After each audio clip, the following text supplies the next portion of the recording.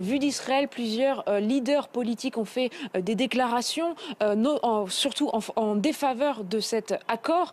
Aujourd'hui, notamment, Itamar Ben-Gvir, qui est le ministre de la Défense, le ministre de la Sécurité nationale, s'est exprimé devant la Knesset en défaveur d'un accord avec le Hamas qui conviendrait à autoriser des milliers de terroristes à être relâchés. Je cite les propos d'Itamar Ben-Gvir.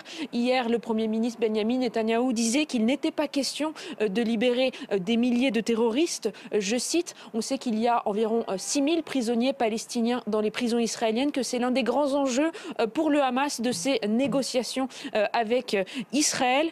En tout cas, ces déclarations, elles illustrent une profonde fracture, non seulement au sein de la politique israélienne, mais aussi au sein de la société israélienne, entre ceux qui pensent qu'il faut un accord avec le Hamas pour libérer les otages et ceux, au contraire, qui pensent qu'il faut continuer la guerre coûte que coûte. Mais alors, que sait-on exactement d'un projet d'accord? Ce que l'on sait, c'est que samedi et dimanche, à Paris, il y a eu des discussions très sérieuses, réunissant notamment des hauts responsables états-uniens, égyptiens, qataris et israéliens. À l'issue de ces négociations, eh bien, une proposition a été faite au Hamas. Selon le Washington Post, on parlerait d'une trêve de 6 semaines contre la libération de tous les otages israéliens civils, dans un premier temps. Ensuite, potentiellement, la libération des otages militaires, ainsi que la restitution des corps des otages qui ont été tués depuis le début de cette guerre. À l'heure actuelle, il n'y a pas eu de déclaration du Hamas qui va en faveur de l'acceptation de ce projet d'accord.